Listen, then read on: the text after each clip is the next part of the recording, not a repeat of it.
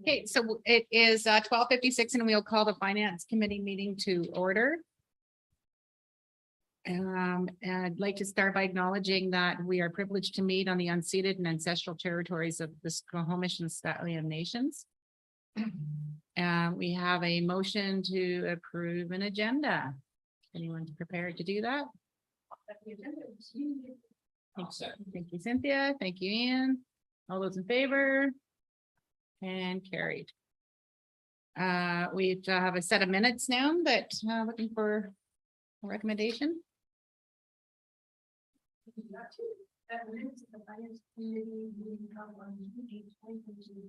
Second. Thank you, Cynthia. Thank you, Rick. All those in favor? And carried. I don't believe there are any trustee items at this point. The Finance Committee. So that moves us to our presentations. Danielle, I will hand that over to you.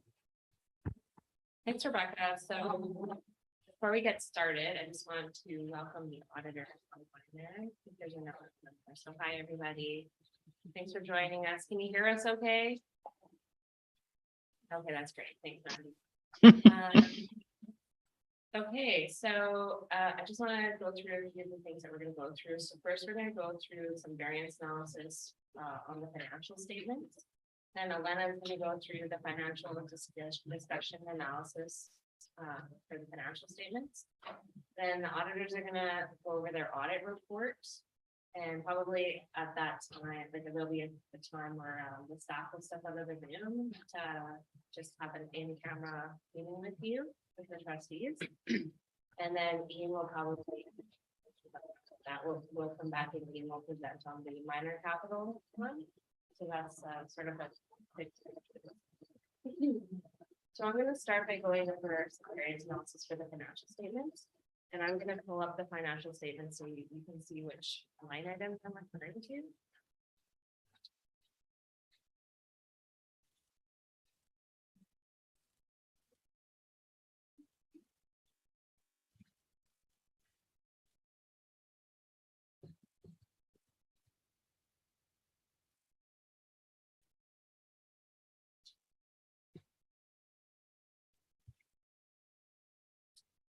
Okay.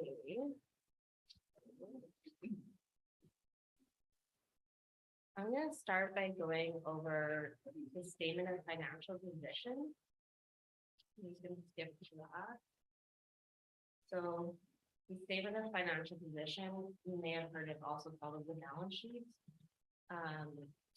This has all the assets and liabilities on it and also net debt. So I'm just going to go over any variances for anything over $1 million. This is for the benefit of the trustees and the public. So basically the only changes from last year to this year that are over $1 million is the accounts payable and accrued liabilities line. So if you look at that, the accounts payable and accrued liabilities increased from last year, 2.633532. So it's 2.6 million, sorry, and it's up 59.8%.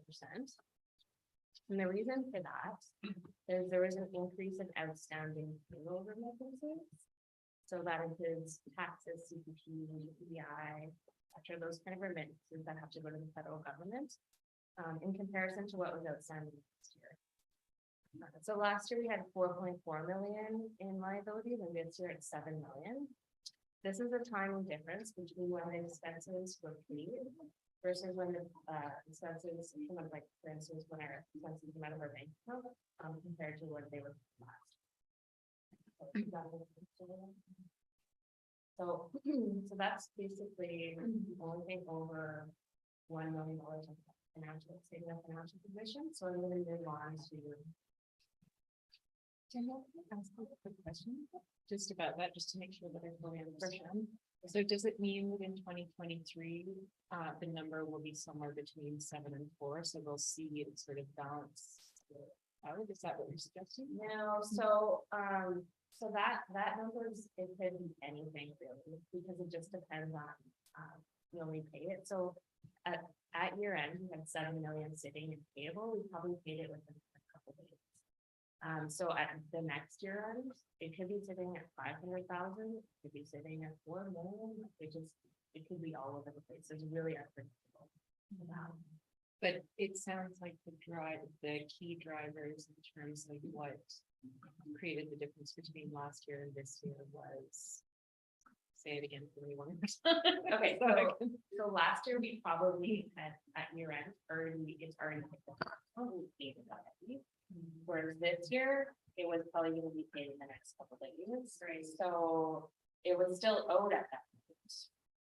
But it hadn't hit the bank account yet, so, yeah, so that's not the difference, it's just the time.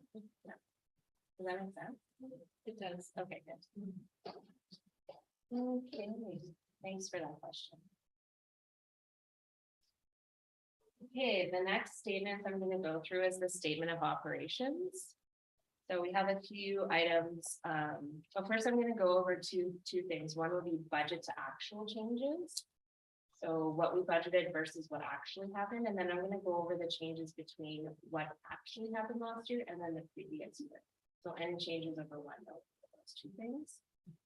So any changes over 1 million for the statement of operations, which has all our revenues and expenses on there. So for revenues, our provincial grants from the ministry were higher by $2.6 million, so 4% higher than the previous year. And that's, so this is not the previous year, in comparison to budget. And that's because we were, the budgeted student enrollment for the 2021-22 year was conservative. And the actual amount of enrollment was 100 full-time, 100 full-time equivalent higher than budgeted. So that should be no surprise to the board because we always tell you we're being conservative when we're doing our projections. So that's pretty much in line with what we've been saying. And then the next, so there's nothing else on the revenues where there's a significant change from the budget. For expenses from the budget, so instruction ended up being higher by 1.4 million, which is 2.7%. And the reason for that is there was a 2% negotiated increase for teachers' pay. And there was also an increase in the number of teachers due to increased student enrollment, which makes sense. So when you see enrollment numbers going up, you will see revenues going up and expenses going up. So they're kind of hand in hand. And then for the other line item that's over 1 million is operation and maintenance. So the actuals for that was higher by 2.2 million. There was an increase in salaries and benefits of 0.8 million. And supplies of 0.4 million. And there was also an increase between amortization and annual facility grants of 1 million. So that's over the budget. Any questions on that before we move to actuals? 21 actuals to 2022. Yeah, maybe just add a comment, correct me if I'm wrong, I would. The public and board, part of the additional spending as well was because our grants from the ministry for COVID supplies was not in place, so that came out of operating to ensure that we still sanitizer, cleaning, masks, etc. Yeah.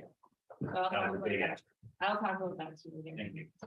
Yeah, in the next, when we look at actuals. So, for the revenues, in comparison to last year, tuition increased by 1.85 million, which is awesome. That means that, and student enrollment was almost restored to pre-pandemic numbers for international. So from the previous year, there were 60 FTEs, and last year we had 173, so that's great, good news for us. Expenses. So on the expenses side, I just want to mention that the majority of expense increases from the prior year are sitting in instruction and operations and maintenance costs. So I'll go over those two sections, but that makes up 4.4 million altogether, a significant portion of the changes from the prior year. So for instruction costs, this one here, it increased by 2.9 million. which is 5.5% over the last year. So 0.6 million of that is attributed to an increase in international student enrollment. And 0.8 million is negotiated staff salary increases for teachers and support staff. 1.3 million of that is due to increased enrollment. Oh, sorry, that's not true. 1.3 million is due to increased population of students with diverse needs and English language learners. And 0.2 million is due to inflation. That's what instruction is about. And then for operations and maintenance, it's line here. So from the previous year, that one is increased by 1.5 million. And the rationale for that is, or sorry, it's 13.2%. Compared to last year, salaries and benefits increased by approximately 1 million. So that includes support staff, benefits, and exempt staff salaries. Services and supplies increased by 0.2 million. And the annual facility grants portion attributed to operations and maintenance was higher by 0.4 million. So that makes up the 1.5 million.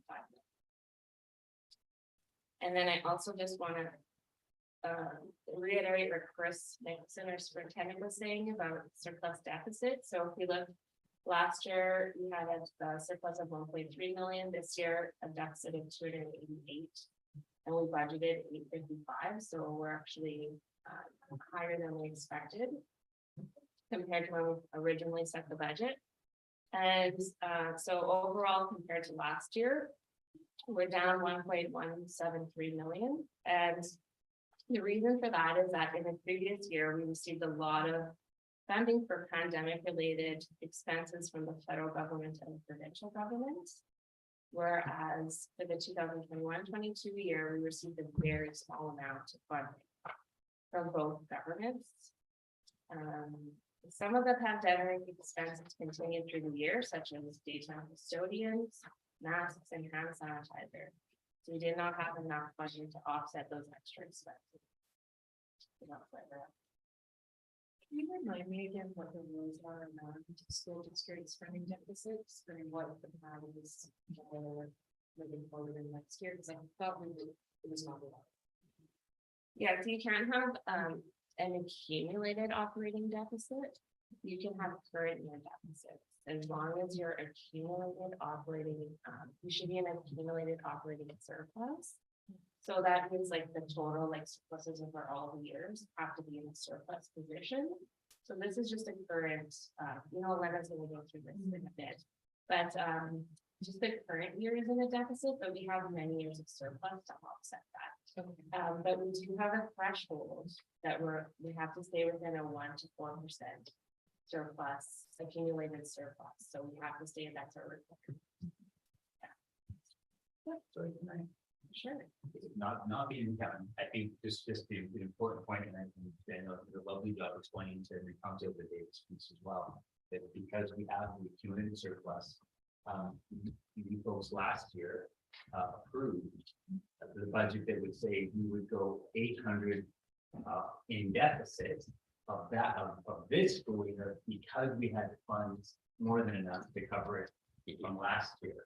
So that the actual right is that we had planned to spend 800,000 of accumulated surplus to cover a planned deficit, but we only spent 288. So we actually spent $5,000 less than what we actually budgeted for to cover a planned deficit. Is that right? That's right. Yes.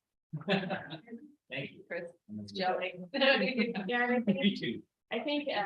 we'll have to discuss, we can't keep doing that year over year. We'll have to talk about, we don't want to be having deficits.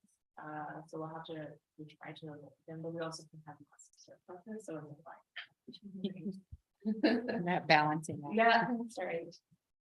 Okay, and then I'm just gonna go over cash flow items. Some of the differences here.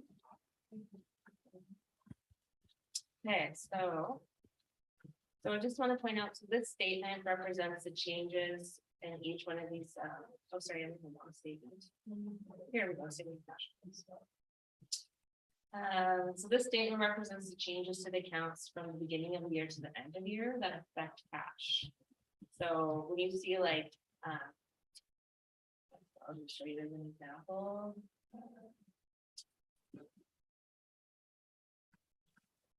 Like this, like a negative for capital assets.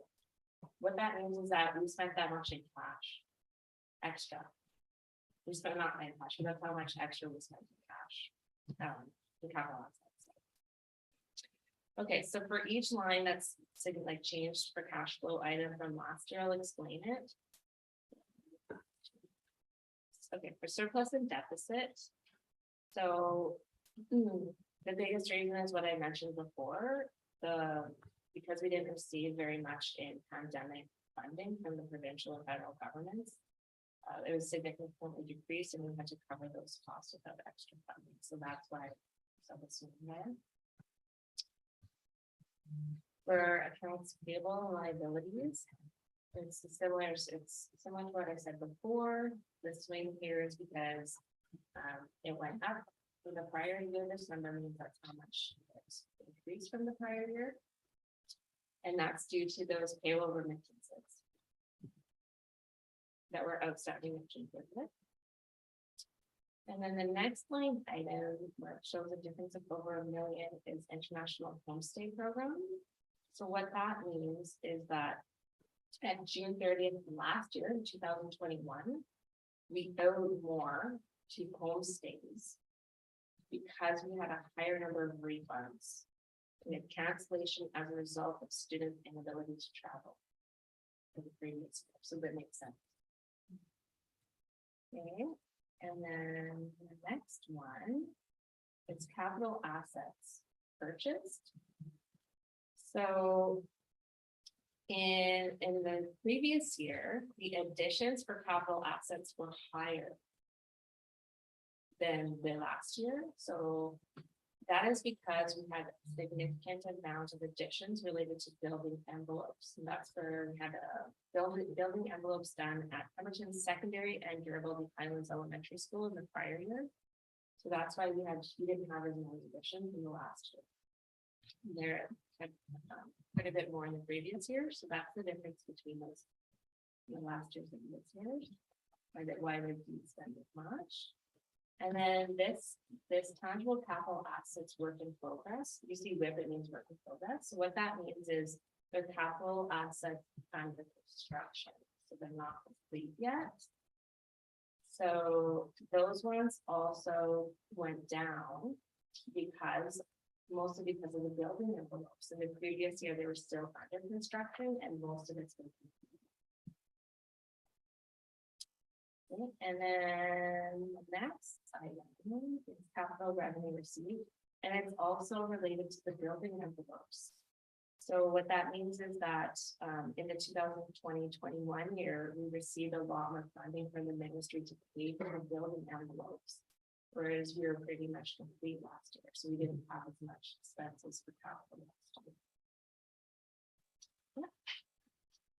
So I think that covers everything for variance. I just want to see if anybody has any questions or if you want to add anything.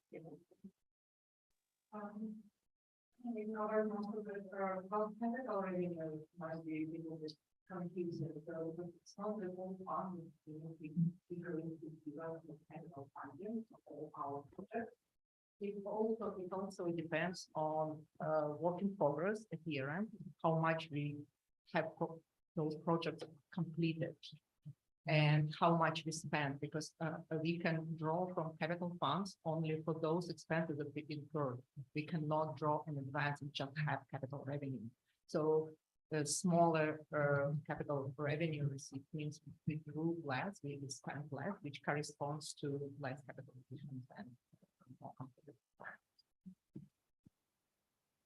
Well, thanks for that. And I just want to, like, Alana's actually going to go through kind of a different perspective on this in the financial discussion and analysis, which can be really interesting to listen to. But before we go there, I just want to see if anybody has any questions. No, I get. Good job. Thank you.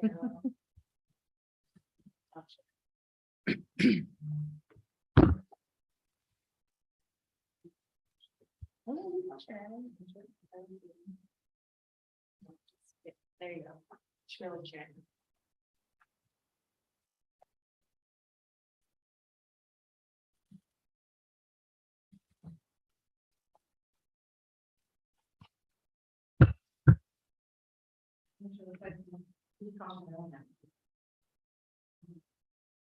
This is the new report that, needs to be released from chapter. And also have contributed to it. Or, communications, in the, suggestions, recommended a couple of years ago. And it became, required report for benchmarking. We did our first attempt to approach this report because there are a lot of ways to present financial information in such a overview format. Also, indicators for financial health can be expanded next year, so we would expect that the next year this report will be a little bit longer. So we narrowed it down this year to the most essential indicators of financial health. So financial health group of the ministry actually developed those list of indicators they recommended to highlight in this type of report. So the purpose of this report, financial data discussion is to introduce to the general public the financial statements and provide the analytical overview of school district financial activities in easily readable format.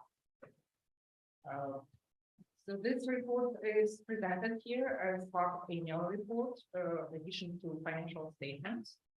And it compares current year to prior year, and it reviews capital assets and describes currently known facts that affect our financial situation. So we will go through. I'm not sure if you had a chance to take a look at this report, but I will go in a bit more details. Just in summary, I would like to highlight what Daniel was talking. This report relates to what Daniel was talking about, like variance analysis, actual versus budget, and year-over-year variances. This report is more focused on year-over-year. For now, if we need more budget versus actual, we can expand on that too. But in summary, I would like to say that overall, the district revenue and expenses were 74.4 million and 74.7 million, which is 4.5% and 6.9% respectively, more than last year. So 4.5% more revenue than last year and 6.9% more spent than last year. And 21-22 annual deficit of 0.3 million or 0.4% of revenue year was balanced out by the prior year annual operating surplus of 0.3 million. So also the result of this deficit, we had our accumulated surplus decline from 5.5 million to 5.2 million, or 5.4% decline. The accumulated operating surplus, I just want to highlight, as of June 30th, 2022, accounts for 7% of revenue. This means that the district has enough resources to maintain the required the board policy minimum 1% of contingent reserve.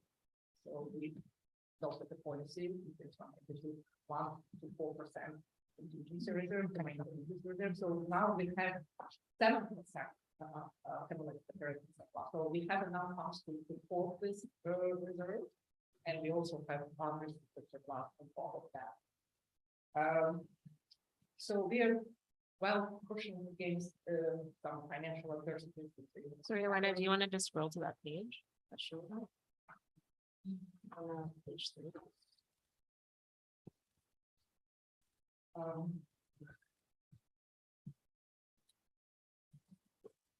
This is accumulated surplus, total accumulated surplus. On the left, the pie represents, the light blue is capital accumulated surplus. 12.2 meter, which is investments in assets, buildings, equipment, furniture, computer hardware. And 5.2 is accumulated operating surplus, which further down breaks into 3.9 of restricted operating for surplus and 1.3 unrestricted. Restricted is also operating surplus. It means that we have some programs. It's already earmarked spoken for, like ministry education program, and some special purpose funds, some I don't know school operating surplus that they allowed to carry forward for next year. It's all spoken for, so we cannot just decide on something else. We cannot start new program. We cannot do something new from those 3.9, but we can use 1.3.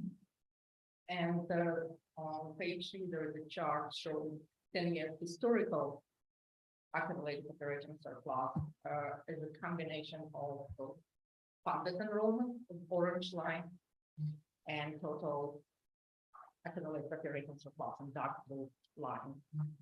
Broken the first because of Congress. So we have had steady growth, enrollment growth, student enrollment growth over the last 10 years, average 2.5% every year. And we built up after accumulated operating surplus from 2.2 million to 5.2 million now. So accumulated surplus is especially operating portion of it is the biggest and one of the most important indicators of financial health. So if we do not have surplus or very close, we just have 1% that or we don't have any unrestricted at all. We are not protected for any shocks and financial shock. Another indicators are capital investments and age of our capital investment. If you look on the page 5, there is a net book value for all groups of capital assets versus total value. And it will be approximately 50% amortized. So the furniture and equipment is the newest type of assets we have. Buildings are not much, but not bad. 49% is good net book value percentage. But we have our student population projected to grow even more, and we have pressures in assets plus international program also in some more space. So it's kind of the growth capital. So creating and capital research would be, I think, good direction to think in the future for speaking about financial health. So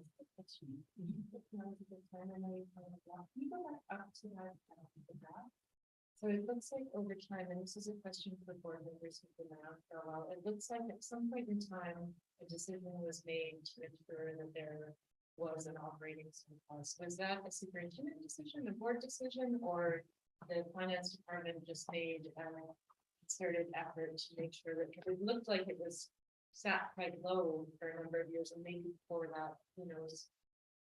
If you remember other markets. I do remember. But it would be interesting to hear staff, mind you, not very many of these staff were here in 2015-16, right? Paul, yeah. I was in school. Pardon me? I was in school. Yeah, I mean, I would say that prior to 2015-16, there was an enormous effort by the finance department to be super conservative on surpluses, like they were afraid to run them. And I think in 2015-16, there was discussion probably led by the superintendent, but involving the board that, you know, it was prudent to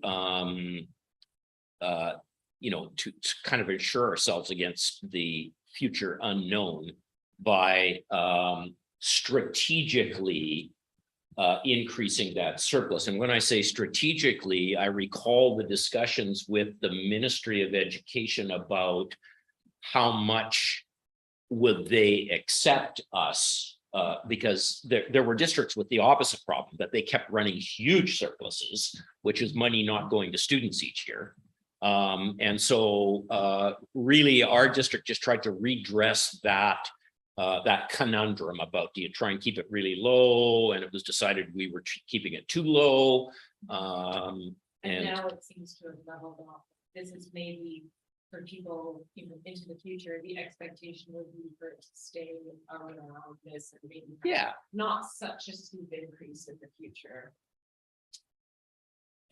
Yeah, so again, as we grow the district and I work with the SD, with financial acuity and conservativeness, it's always sometimes a discussion with the STs wanting a little higher of that range, and the superintendent and the education team wanting a little bit lower of the range, because it's about what we can do with the money. But I think, as you said, we're out of position. Can you share again 5.2? What is that percentage we're at? For the accumulated surplus?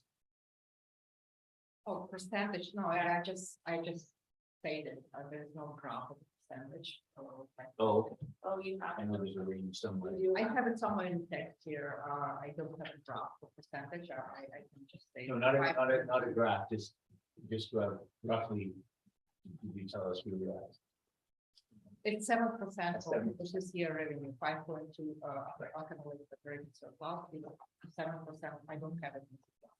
No problem. So I think 7% of this year revenue. that's right, and we know that probably a little higher than we like, so we have some plans for spending. And then I think those people will speak later to why it's so high. One of them is the district would support our teachers in professional development. A large portion of unrestricted that we let spend with the restrictions of gathering. We can send people places, mileage, food, hotels, right. tuition. all This those year, kind of we went off beach, this year gathering, things. still not bad.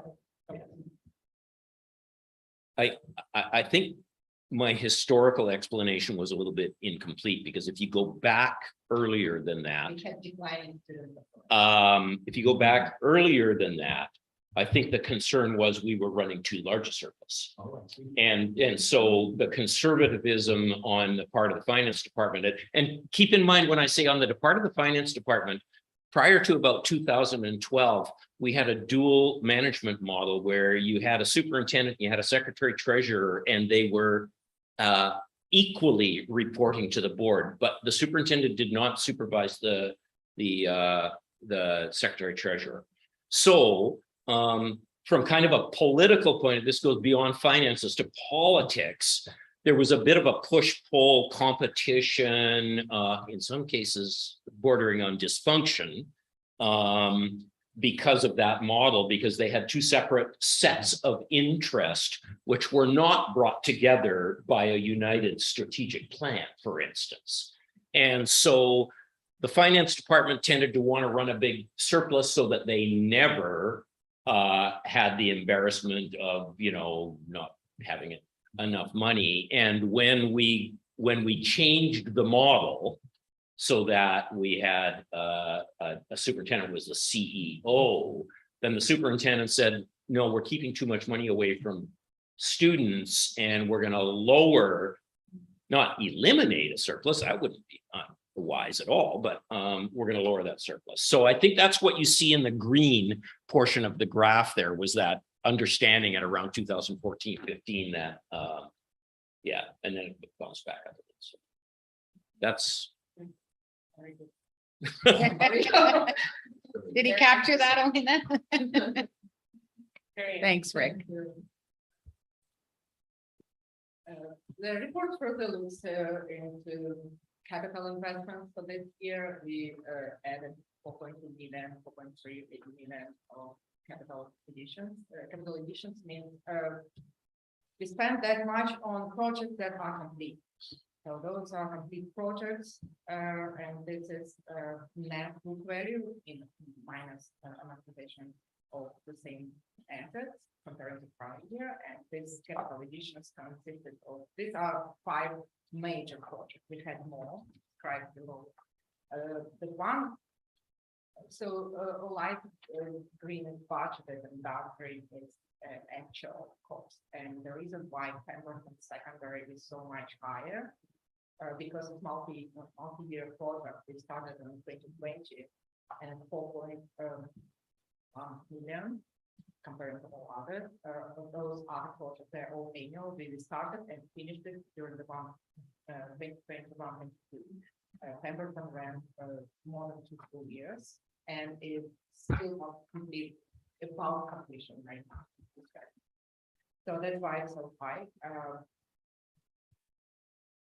And then analysis of differences between actual, so model prior year. This is a little bit different perspective than Danielle was talking. Danielle walked it up to financial statement. This report looks at expenses for us completely different. It looks at like accounting standards for public sector requires financial statements present expenses by function, construction, administration, operations and maintenance, transportation, housing.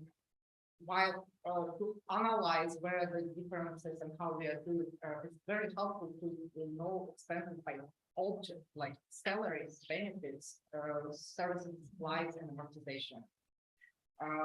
And this report, unlike financial statement, looks at expenses in this perspective as well. Total cost is the same, but there's a different breakdown. Revenue shows how our operating revenue breaks into ground trading, international, and other.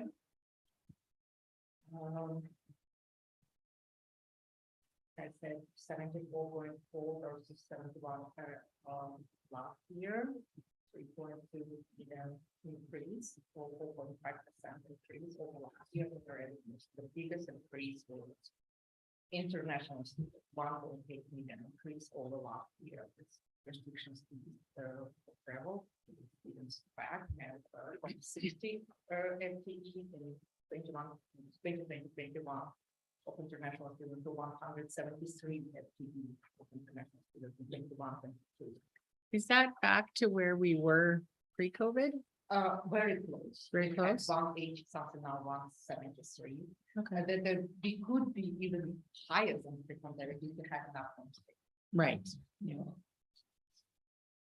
it's almost like actually wait, has more to say about that, but I know that this report further describes all the variances over last year in revenue. The enrollment is the driver, international is the driver.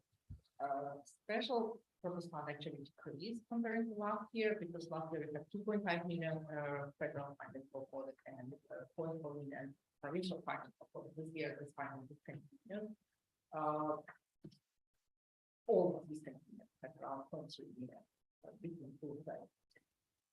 But we kept day custodian, 1 day custodian. I don't think, I'm not sure if we keep it for this year. Last year we certainly kept day custodian, and we had the same increased amount of cleaning and supplies and filters, everything the same like in 2021, the same trend. Some new funds introduced this year was additional mental health to recover from COVID and to provide help for students, and there was a pilot with the department bringing their mentors.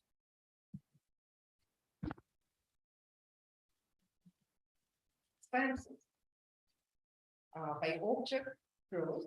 This is not how they're presented in financial. This is a completely different perspective, not shown anywhere but in this report. And by function, it's how presented in financial statement. The snapshot of this current year what it consists of. construction biggest portion of it. And this is how it's presented in financial. And in conclusion, like I say, overall, 4.5, 6.9, increase in revenue expected.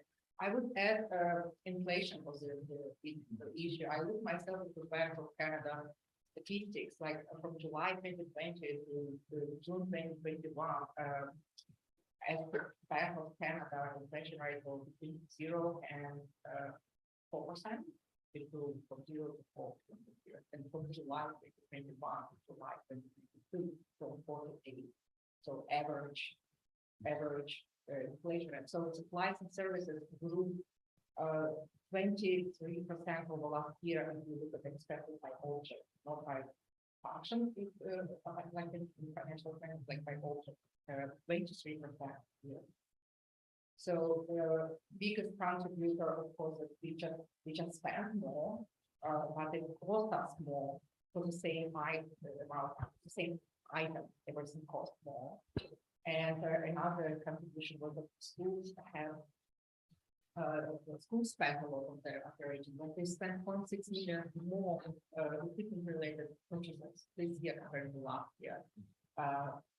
400,000 in 2021. School alone, not district, just school alone, from their budget, and 1 million this year. So, and in conclusion, there is a way to contact Secretary Treasurer email. I think it would be so beneficial for us to prepare for next year to hear how you would like to see these highlights. What else do you think worth mentioning? And maybe because the numbers are endless, it can be 50 pages, but auditors recommended not more than 10 pages, 10 to 20 average as other districts present this type of report. So to keep it down, but at the same time to highlight something that is most important for our work. You can email the feedback question. Thank you all for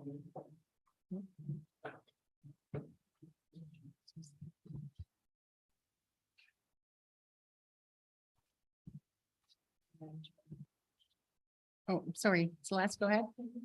I just wanted to first say thank you very much for this very it helps to search there. I appreciate the discussion. I don't think you really need to just sit here on it. Hey, let's do history on this thing. I was curious to know if the format of these videos was somewhat across the districts, or if every district can have their own style. like the financial indicators are the same for all schools because they are but the board might want to see something in more details, something they that's okay. Let's talk about all information. They are open to suggest how you think should be presented, maybe more tables, less graphs, more graphs, maybe more narrative than graphic pages. And there is no template for how to present. Well, thank you very much, Elena. I think next we'll move on if there are no other questions. As we're running a bit behind on time, I will move on to the auditors. So I'm not sure who's taking the lead there. It's Donna. I can start off if everyone can hear me. Yeah, Can you hear loud me? and clear. Thanks. And maybe I'll start by introducing the other team members that we have here today. So first of all, I'll start with myself. I'm the audit partner on the engagement. Cheryl is the manager on the engagement. So maybe Cheryl can wave. And then we've also invited Maple and Mandy to join us here today. And they're the actual seniors that worked on the file and asked all the questions of Elena and made Elena's life really exciting for a few weeks. And so we're going to leave all the tough questions for them if you have any really tough questions. But I don't know if we have the ability to share our screens. Should be able to. We should be able to, and so I can try to project the report. So can you see it? Yeah, I got it. Yep. And so this is really, this meeting is just a chance. We met from a planning perspective earlier on in the year before we did our year-end work to talk about our planned audit approach. And this meeting is just a chance to actually present the results of the audit process. And our final product is the independent auditor's report, which will eventually, once the board approves the financial statements, it will be attached to the financial statements. But this report just gives a bit more color on the audit and the results of the audit process. And so we weren't going to go through everything in the report because I understand we're maybe a little bit short on time, but maybe just cover the highlights and just in terms of the status of the audit. I think we will be able, once the board approves the financial statements, to issue our final independent auditor's report. After that board approval, nothing outstanding in terms of things that we need to get other than what we have. The laundry list here are the typical things. We need to get management to sign off on our representation letter. We need the board to formally sign and approve the statements. We do, during the course of the audit, send legal inquiry letters to your lawyers, and so we need to get those back. And then once that happens, we can finalize the audit report. Just as a reminder on this page, and Elena talked about it a little bit, is in terms of the audit report itself, BC is a unique province in terms of its requirements with respect to how you treat funding of capital. And so technically, what you would normally expect is that your audit report would be in compliance with public sector accounting standards. However, all public sector entities in BC have to apply the Budget and Transparency Act, which has some slightly different rules that differ from public sector accounting standards with respect to the treatment of capital. And so our audit report, what's what we call a compliance audit report, but very similar to what you'll see for other school districts across the province. Maybe I'll start before we get into the details of the results of the audit. Maybe I can start, if Maple's okay with it, by asking Maple just to tell us, this is our second year as auditors, and maybe just Maple to speak about how we did the audit a little differently this year. Yeah, thanks, Donna. Hi, everyone. I'm Maple. Because of COVID restrictions lifting, different from previous years, we were able to go on site. So this year we were on site for 3 days during the audit, and it was great because we got to meet, obviously, Elena in person. We were also able to meet a bunch of other people, like I think we had met some payroll people. We also met Daniela and I think Chris. So that was really helpful. Being able to be on site, we were able to actually sit down and perform a lot of our work with the people involved in the process, which made it a lot more straightforward and cut down on a lot of back and forth time. So definitely something that we would look into doing more in the future. And yeah, so that's pretty much how the audit went this year and the difference. Thanks, Maple. Maybe I'll pass it over to Cheryl, because just to highlight a couple of things that we've talked about in our report. Sure, thanks, Donna. Hopefully everyone can hear me okay. But as Donna mentioned earlier, we won't go through all of the points here, but there are a couple of items that we wanted to highlight in terms of the results of the audit. The first one being here, you can see under capital asset additions, that is an area that we do focus on.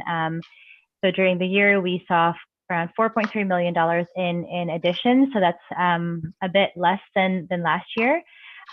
We did kind of our typical testing and with regards to detailed testing of additions, some capital contributions in the year. We also did some reasonability test on the amortization. But one thing that we did note and would like to highlight, and this is consistent with prior years, so you would have seen this in the prior year report as well. But we did note some photocopier leases that are classified as operating leases. So we have reclassified that into capital leases as they do meet the criteria of capital leases. So you'll see in the schedule of misstatements a few pages down that we reflected that proposed adjustment. So it is a proposed adjustment. There's no requirement to book it, but we are required to disclose and communicate that to the board and management. So yeah, other than that, no other matters that we noted. And maybe Donna, if you can flip to the next page, please. There we go. Thank you. And in this page, we did want to highlight one thing in specific here, which is the first one on here, which is the inventories for resale. So we did note that the Pemberton House construction costs in prior years were expensed as career program expenses. And we did note that during the year, the district began the process of selling the homes, and per instruction by the ministry, this needed to be reclassified in inventories for resale, and that the comparative figures will have been restated. So there were around $438,000 in costs incurred in prior years that we reclassified into inventories for resale. And so you'll see in the financial statements, there's a new line there for inventories for resale, and then a note as well to go along with it to explain the restatement and the impact of that restatement into the opening balances. This will also be reflected in our audit report. There will be a separate paragraph at the bottom to just kind of highlight that. And then on top of that, during the year as well, there were some additional construction costs incurred of about $376,000. And yeah, really, other than that, these other items on this page are consistent with prior years. We won't talk about this in detail, but if there are any specific questions around these other items or whatever we just talked about, then happy to discuss and answer. Chris? I actually have a question of clarification. Thank you for that information regarding the house. My question is, as you know, we're still awaiting word from the ministry if we can sell it, and then the board will be having a board meeting for an open session about the decision to sell or not. So my question is, if at the end of the process, if the decision was made not to sell the house, would the house then be reclassified in next year's audits separate, because it wouldn't then be for resale. It would be after belonging to the district. Yeah. As it. Yes. So if a decision was made in the future not to resell it, it would still be classified as an asset on the balance sheet or the statement of financial position. It would just move from that inventories for resale line back into tangible capital assets. Okay. So Thank exactly, you. yes, exactly. Yes. For my own clarification. Thank you so much. So I don't know if there's any other questions on that page. We can move forward. I'm not seeing any, so I think we can move forward. Yeah. And the reason I guess that we highlight these specific areas are they are the larger areas within the financial statements. So we just highlighted our approach and the results. Of course, we do audit other areas as well. It's just these are the ones that are the bigger items. On the next page, something we wanted to bring forward that's different this year is related to future employee benefits. And so as part of the normal process, the school district, along with all the other school districts in the province, rely on an actuarial evaluation to determine their liability for sick and severance based upon the collective agreements in place. And so Mercer did prepare an actuarial evaluation at March 31st, 2022, and then extrapolated the results to the June 30th, 2022 year end of the school district. Between the March 31st valuation and the June 30th timeframe, there has been an increase in interest rates, which would impact the actuarial evaluation. And under public sector accounting standards, the appropriate accounting treatment for that is you recognize the gain or loss. In this case, it would be a gain over the remaining service lives of the employees. And so it doesn't impact your ending liability, but it impacts the amount of expense that you have in the future. And so one of the things that we had to do during the course of the audit is look at the calculations of how much that rate change impacted the numbers, and within the notes to the financial statements, whether any of those note disclosures would materially change. We've concluded that they wouldn't materially change. We've added the recommended disclosure that the ministry has suggested with respect to that, the impact of those rates not being material, but we technically have what we call a disclosure deficiency in the financial statements because the note itself the liability is correct, but the components that are shown within the financial statements are slightly off, but not materially off. So from an audit perspective, we're okay with it. That's a long technical explanation for an accounting topic, but I don't know if anyone has any questions about that one. It's just a technical thing that we have to look at as part of the audit process. But you'll see it impacting the expense in future years. Okay, thank you. I'm not seeing any questions. In terms of the next page, the thing that I wanted to highlight, which doesn't impact the 2022 statements, but will impact the 2023 statements, and I believe we discussed this last year as well, is there is a new accounting standard coming into play for 2023 related to asset retirement obligations. And it basically says, if as a school district, you know that to perform any sort of capital on your assets, that you're going to have to do some remediation before you can make an improvement to that property, then you have to estimate the amount of that remediation, discount it back to today's date, and record that asset and liability in the financial statements. So it is another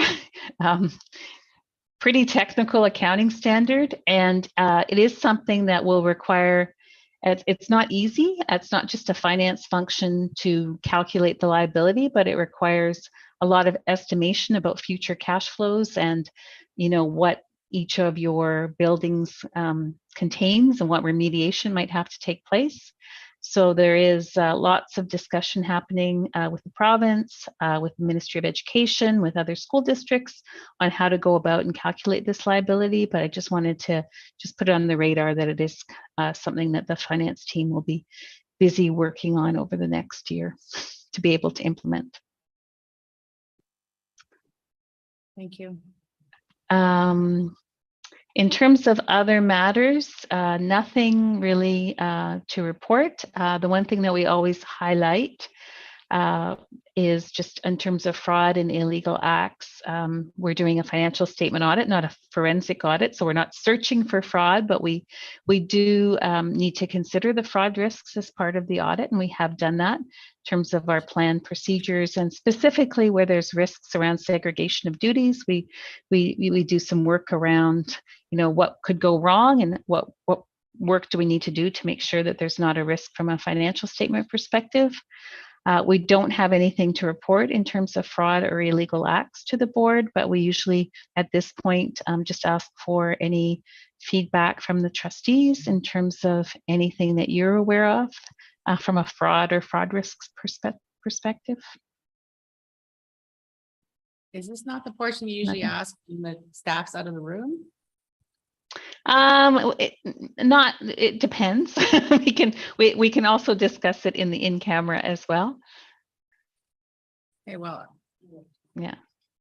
okay, we'll wait and discuss it the in-camera portion. Okay. One other thing I just wanted to make you aware of from just from a committee perspective is there was some communication that went out to, I believe, all of the superintendents maybe a couple of weeks ago from the Auditor General, and they were conducting a fraud risk survey. So they're asking all of the school districts to answer a questionnaire in terms of fraud risks. And then they'll be compiling a report based upon the results of the questionnaire. So just to let you know that that's out there. And I don't know who's seen it. I'm not sure if we've done that yet or not, but I'll take a look. Can I let you know They later? just, well, I sit on a committee. There is a public sector committee with all of the kind of big firms and the Auditor General, and so they always ask us to kind of advertise to make sure that that's completed. So. Sure. Thank you. The one other thing on page 7, again, Elena went through the FSDA, or Financial Statement Discussion and Analysis. That is a new document this year, and my understanding is that it will be approved at the same time the financial statements are approved. And because that is the case, in our audit report, you'll see this year that we do make reference to that FSDA. We don't audit it per se, but we are required to review it and make sure it's consistent with the audited financial statements, and we have done that. In terms of our adjustments and unadjusted items from the audit process, so no adjustments that to report. So the numbers that you see are as prepared by management. In terms of the uncorrected statements, Cheryl went through the accounting issue on the leases and the different treatment. You'll see it doesn't really have a very big impact on the financial statements given the size of the entity, but is technically something that would be considered capital from an accounting perspective. And then on the disclosure matters, we again just highlight the impact of the change in discount rates on the actuarial liability. Just a few more things. So we provided a copy of our independent auditors report, and again, just consistent with what you would see in all the other school districts. And as Cheryl pointed out, just one modification on the last paragraph related to the restatement for the prior year with respect to Pemberton House. We provide a copy of the management representation letter that we'll ask management to sign. We've been asked a lot about this from other clients, so I'll just go through this Apache Log4j vulnerability because of the risk related to this threat. Our national team has asked us to make sure that all our clients are aware of this risk and have done something to remedy it. Our discussions with the IT team has indicated that they have successfully applied the patches. So just wanted to highlight that. And the last item is on internal control. There's one item that we wanted to highlight, and it's related to the preparation of the financial statements and how the information is compiled from your detailed general ledger into the standard reporting that the Ministry of Education requires. Because of some issues with some of the coding in the original general ledger, there were some manual calculations that were required to get to the ministry financial statements. And so one of the things that we just recommended of management is that they look at how things are posted in the GL, and from both being able to follow the flow of information perspective, but also from an efficiency perspective, just to make sure that everything feeds directly from the system into the financial statements. So I think that's all we have. Sorry, that was probably talked more than we should, but maybe open the floor for any questions. Are there any questions? Nope, seeing none. So then I think we have right now, we can move. Oh, no, okay. They don't need to be here for you, portion? Oh, that was my question. You said yes. Okay, so I guess we'll go into the in-camera portion right now and then we can let you go. Right?